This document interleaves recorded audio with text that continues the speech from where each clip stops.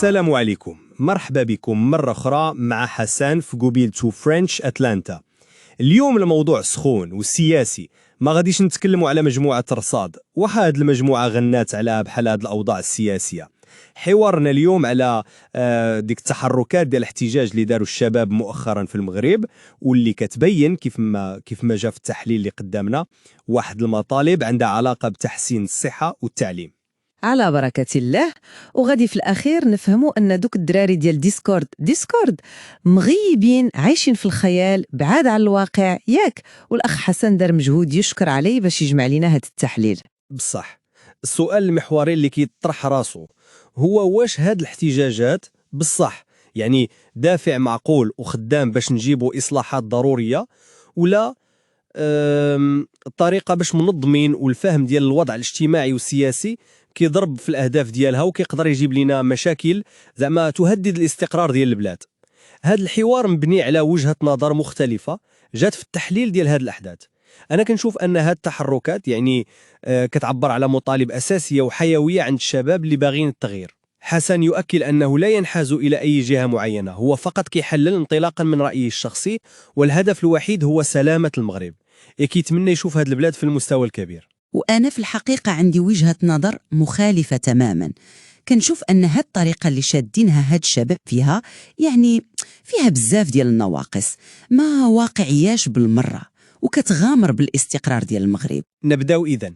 أنا بالنسبة لي هاد المطالب الأساسية اللي كيهضروا عليها، صحة مزيانة، تعليم مزيان، هذه مطالب يعني شرعية وماشي غير شرعية، راه كيف ما بين التحليل كاين عليها تقريبا إجماع عند المغاربة كاملين.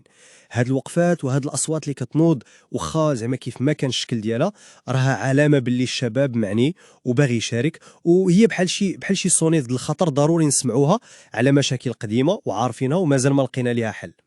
وهذوك الانتقادات اللي توجهات للطرق اللي خدامين بها بحال يخبيو وجوههم ولا ما منظمينش مزيان كيف ما قال التحليل، ممكن نفهموها لانها مرحله طبيعيه في التطور ديال حركات جداد مازال كيقلبوا على بلاصتهم وعلى صوتهم، خصوصا وهما كيستعملوا وسائل جديده بحال ديسكورد هذا اللي هضرنا عليه.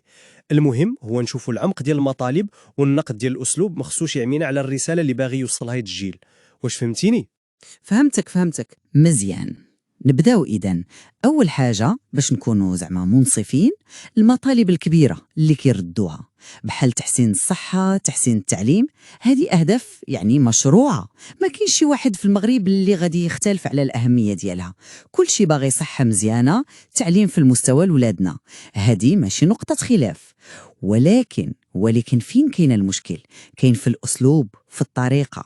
سمعتي هاد التخبية مورا لي زيكرون، استعمال الماسكات، يلا خرجوا، زعما تبدل الصوت، سميات مستعارة في ديسكورد، ما تولموش وجهكم، حيدوا التصاور، وممكن تفهموا الهاجس الأمني وخا، ولكن واش عمر نضال حقيقي كان بالدرجة؟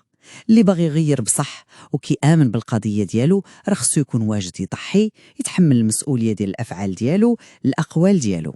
كاين واحد التناقض الصراحة كبير هنا، كيطالبوا بالظهور والتغيير وفي نفس الوقت هربانين من المسؤولية وكيتخباو. هادشي كيبين لي أن هاد الشباب باقين عايشين في واحد الفقاعة ديال العالم الافتراضي، باقين متأثرين بزاف بديك المثالية اللي صراحة ما لها أساس في الواقع، بعد كل البعد على حقيقة الأمور. وأنا غادي نتفق معاك في أن الطريقة والمطالب فيها بزاف ما يتقال الصراحة، ولكن غادي نركز كتر على واحد الجانب اللي كيبان لي أنا شخصيا أخطر، هو المخاطر. فهمتي؟ المخاطر اللي ممكن تجرنا ليها بحال هاد التحركات اللي ماشي محسوبة العواقب ديالها. وغادي نحاول نربط هاد الشيء زعما بالتجارب المرة اللي دازت على خوتنا في دول عربية أخرى، وغادي نهضر حتى على العمق ديال المشاكل اللي عندنا اللي ماشي سطحيه ولا مرتبطه غير بالحكومه وصافي، لا ضاربه حتى في الثقافه ديالنا في المجتمع ككل، وكيفاش كيفاش خاصنا نتعاملوا مع هذا الشيء بحذر كبير وبواقعيه اكثر بزاف. ثانيا هاد القضيه ديال التخبيه وعدم اظهار الهويه، انا صراحه هذه ما كتدخلش ليا للراس. النضال والمطالبه بالحقوق زعما عمرها ما كانت بالتخبيه ورا شي ايكرون ديال التليفون ولا بيسي، سميتها مظاهره جايه من الفعل ظهر، يعني خاصك تبان، خاصك تخرج، خاصك تواجه وتقول ها شنو بغيت. الا كنتي خايف وما مستعدش تضحي بحتى حاجه، كيفاش بغيتي التغيير يوقع؟ هاد التناقض بحد ذاته كيبين ليا باللي القضيه باقا ما ناضجاش. وزيد عليها الحكومة ولا أي مسؤول كيفاش غادي يناقش مع شي واحد مخبي، مع الخيال، مع شي أشباح في العالم الافتراضي؟ شكون هو الطرف الآخر اللي كيهضر معاك؟ النضال الحقيقي راه كيتطلب مسؤولية. وحتى ديك القضية ديال طلب التراخيص باش دير شي وقفة ولا مسيرة راه ماشي غير إجراء إداري، راه ضمانة باش تعرف شكون مراد الحركة وعلاش والأهداف ديالها وفين غادية، وباش حتى دوك الناس اللي كيتظاهروا يكونوا محميين والممتلكات ديال الناس تكون محمية. هادشي كامل كيبين ليا باللي هاد الشباب واخا تقدر تكون النية ديالهم حسنة، باقيين عايشين في واحد الفقاعة شوية، الفقاعة ديال العالم الافتراضي، عايشين شي شوية في الخيال، بعاد على الواقع المعقد ديال البلاد والإكراهات اللي فيها والعواقب اللي ممكن تنتج على الأفعال ديالهم. نونامو راه باقا ناقصهم التجربة العملية ديال الحياة، يلا كيقولوا بسم الله. وزيد على هاد الشيء إلا جينا نفليو دوك المطالب ديالهم وحدة بوحدة، يعني نديروا ليها تحليل بسيط، كتلقاها ما تصلحش ليها حتى ديك المنهجية المعروفة ديال سمارت اللي كيعلموها في الماناجمنت، ياك؟ واش هاد المطالب محددة سبيسيفيك؟ لا. كتسمع تعليم جيد، شنو هو جيد؟ كيفاش غادي نعبروه؟ إذا ماشي قابلة للقياس، ما جربوا. كيقولوا سدوا الخصاص في الأساتذة والأطباء، واخا بشحال بأي عدد فين بالضبط؟ ما كاينش تحديد. واش ممكن التحقيق اصلا اتشيفبو؟ ملي كيقول لك واحد في ديسكورد بغينا نرفعوا مؤشر الاطباء لكل 1000 نسمه للمستوى العالمي بين عشيه وضحاها، واش هذه هضره كتدخل الدماغ في ظل الامكانيات اللي عندنا في المغرب؟ واش هذه المطالب عندها علاقه بالواقع وبالاولويات الحقيقيه ديال البلاد؟ ريليفنت؟ كيهضروا على الصحه والتعليم وشويه كينقزوا ليك للشركات الكبرى والمقاولات الصغرى واللغه الانجليزيه. كاين واحد زعما تشتت كبير، وفي الاخر ما كاينش تحديد الوقت تايم باوند، ما كاينش اجال منطقيه، ما كاين والو. بصح كنتفق معك تماما في ان هاد المطالب بهذه الطريقه كتبين واحد السذاجه وواحد زعما البعد على الواقع، بحال هاد الدراري مساكن عايشين في شي كوكب اخر ما مستوعبينش التعقيدات ديال تسيير دوله والاكراهات اللي كاينه.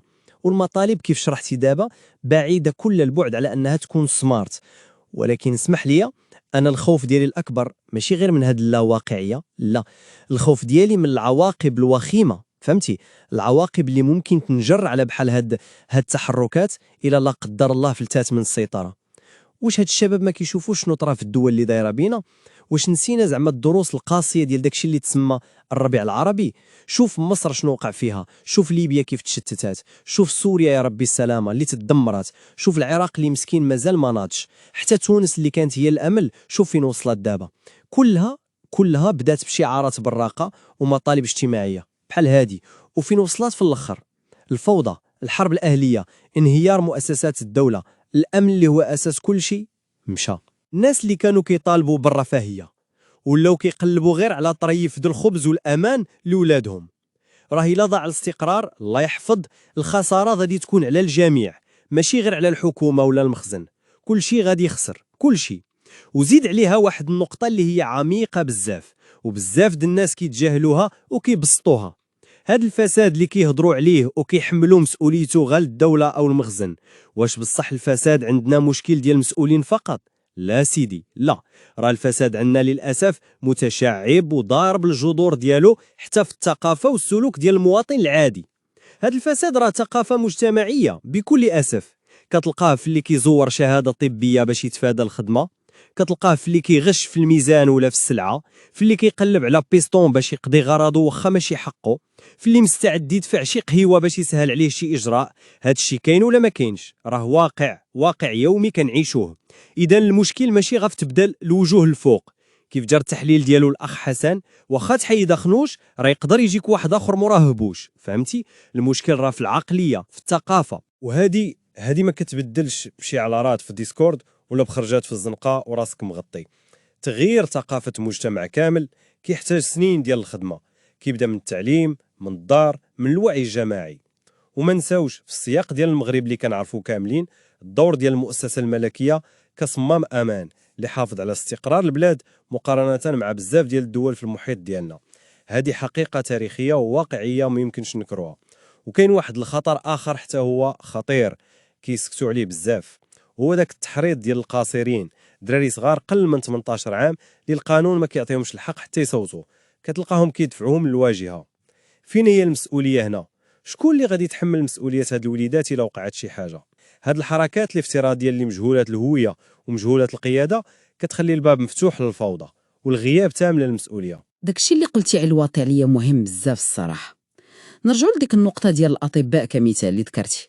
مطلب رفع مؤشر الاطباء كيبان زوين في الكتابه ياك، ولكن كيفاش؟ منين غنجيبوا هاد الاطباء؟ واش كاينين عندنا في البلاد ومخبيينهم مثلا؟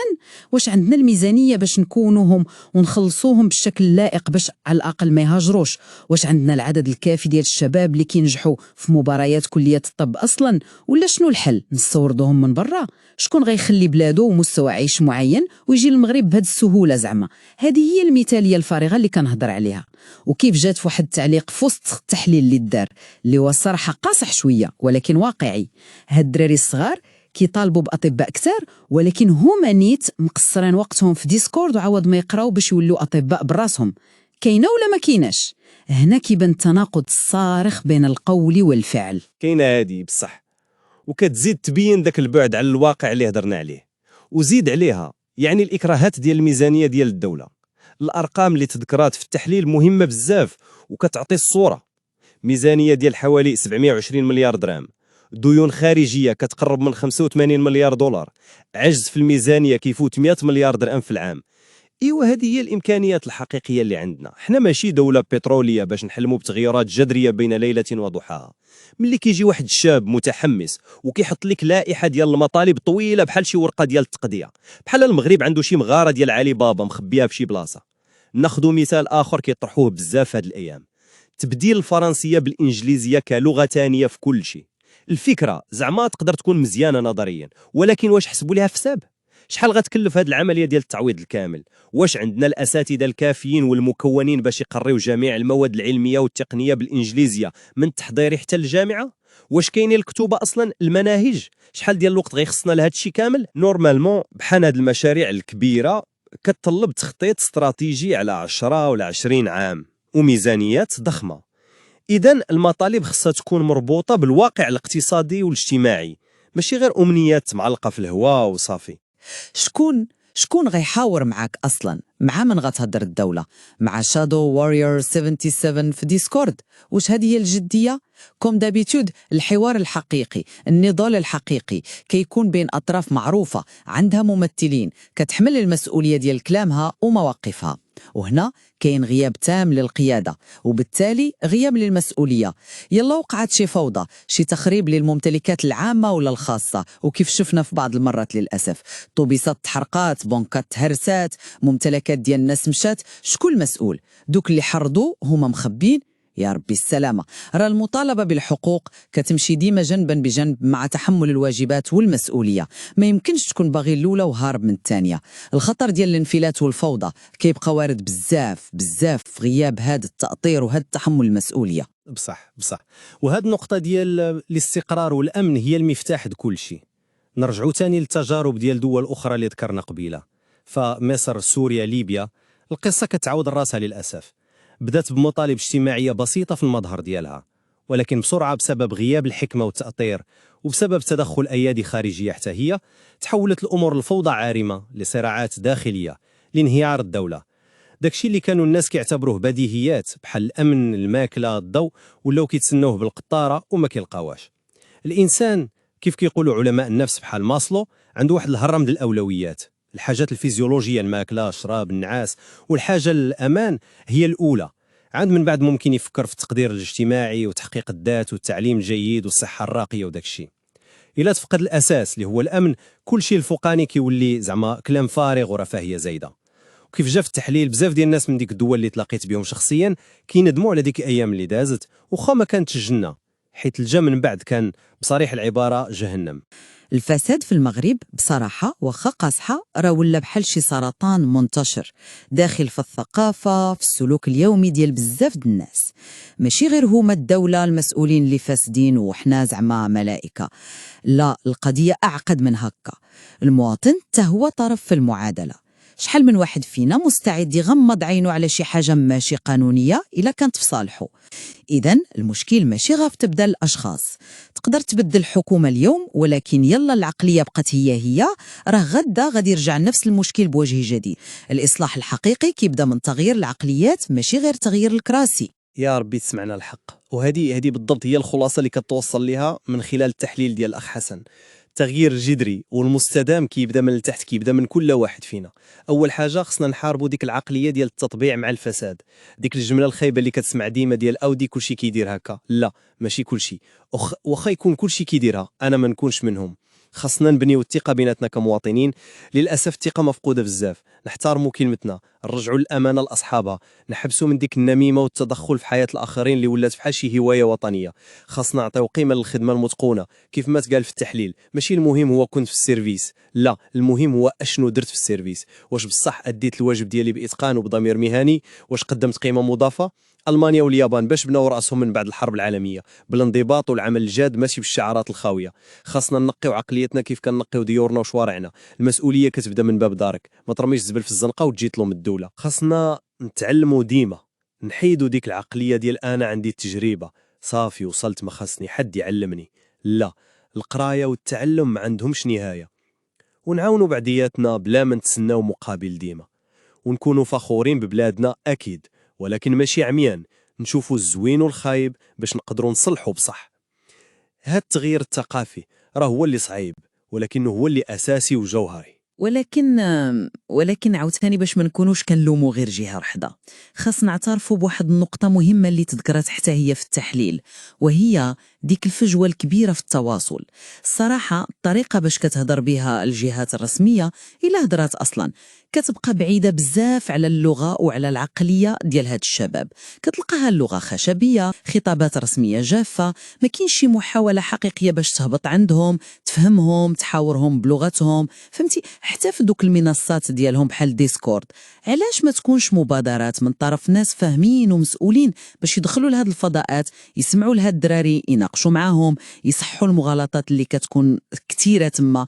كاين واحد الانفصال، واحد الديكونيكسيون اللي شويه خطيره بين الدوله وهاد الجيل. ومن جهتي واخا كيف ما قلت كنتفق ان الطريقه والمطالب بهذا الشكل فيها اخطاء كبيره، وممكن تكون خطيره الا مشات في مسار ماشي هو هذاك، كيف وراونا التجارب ديال دول اخرى. للاسف ما خصناش ننساو ان المشاكل اللي كيتشكاو منها هاد الشباب بحال التعليم، الصحه، الفساد، هي مشاكل حقيقيه كاينه بصح وخاصها حلول جذريه. ولكن هاد الحلول ما غاديش تجيب شعارات في ديسكورد ولا بمطالب مستحيله كما شفنا. الحلول خاصها تكون واقعيه، مرتبطه بتغيير مجتمعي وثقافي عميق، مسؤوليه مشتركه بين الدوله والمواطن.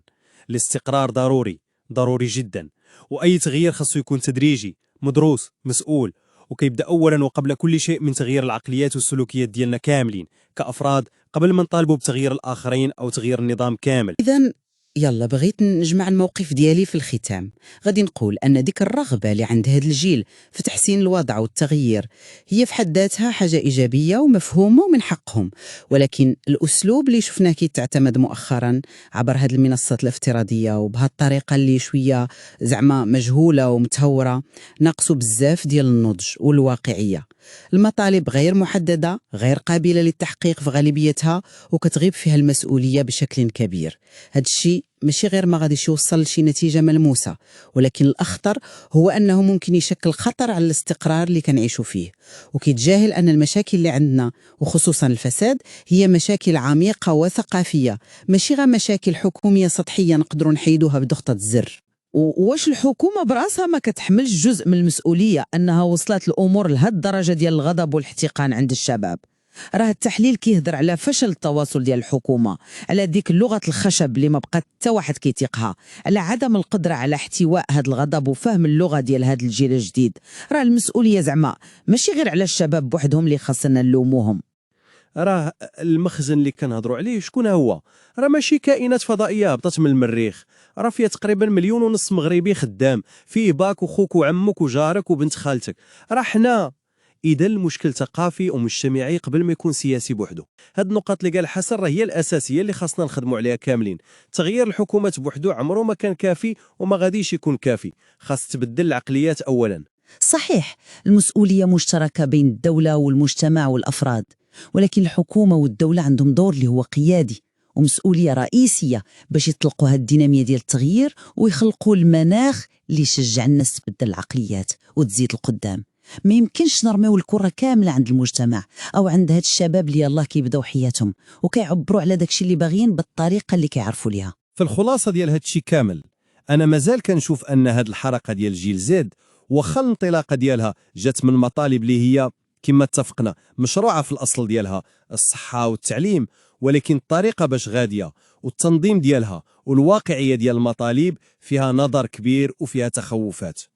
كاين تخوف من قلة النضج ونقص التجربة والمخاطر ديال الانزلاق لا قدر الله للعنف أو لزعزعة الاستقرار اللي شفنا الويلات ديالو في دول اللي هي قريبة منا بزاف. الحل في نظري ماشي في التصادم والفوضى والتخريب، ولكن في التغيير اللي كيجيب شوية، تغيير اللي هو مسؤول، اللي كيشوف في الواقع والإكراهات ديال البلاد، واللي كيبدأ أولا وقبل كل شيء بمعالجة المشاكل الثقافية العميقة اللي عندنا والخدمة ضمن القوانين والمؤسسات المتاحة، مع الضغط باش يكون إصلاح ولكن بواحد المسؤولية. الاستقرار نعاود نقولها راه مهم بزاف، والتجارب ديال الجيران كتخلع وخاصنا ضروري نتعلموا منها. ومن جهتي أنا كنبقى نأكد على أن الغضب ديال هاد الجيل راه مشروع، والحق ديالهم باش يطالبوا بمستقبل اللي هو أحسن راه ما كاينش اللي يقدر يناقشوا. الطاقة اللي عند هاد الجيل والإمكانيات ديالو راه كبيرة، وخا الطرق اللي كيستعملوها دابا تقدر تكون مازال محتاجة للنضج والتأطير. خاصنا نسمعوا لهم ونحاولوا نفهموهم، ماشي نقمعوهم أو نجاهلوا الأصوات ديالهم. المستقبل ديال المغرب راه كيعتمد عليهم تاهما. الوضع كيف شفنا راه معقد وكيحتاج لواحد التوازن اللي هو صعيب بزاف بين الرغبة في التغيير السريع اللي عند الشباب والحاجة الملحة باش نحافظوا على الاستقرار ونخططوا للمستقبل بواقعية. وكيف ما أكد لنا الأخ حسن، الهدف ديالنا كامل هو سلامة المغرب والتطور ديالو نحو الأفضل. وهذا النقاش كله كيبين لنا شحال حنا محتاجين لواحد التواصل اللي هو حسن وفعال بين الأجيال المختلفة وبين المواطنين والدولة. والموضوع بطبيعة الحال مازال فيه بزاف ما يتقال ويتعمق فيه. ما تنسوش تابوناو في جوجل تيوب في خانشة أتلانتا باش تشجعوا الأخ حسن يزيد يصاوب محتوى تربوي وكيبدل الحياة بحال هذا. Don't forget to subscribe to GoBilTube so you can encourage Hassan to make more educational videos like this one and learn about Morocco. Thank you. إلى اللقاء في حلقة شيقة وممتعة مع حسن. تهلاو في روسكو. Talao.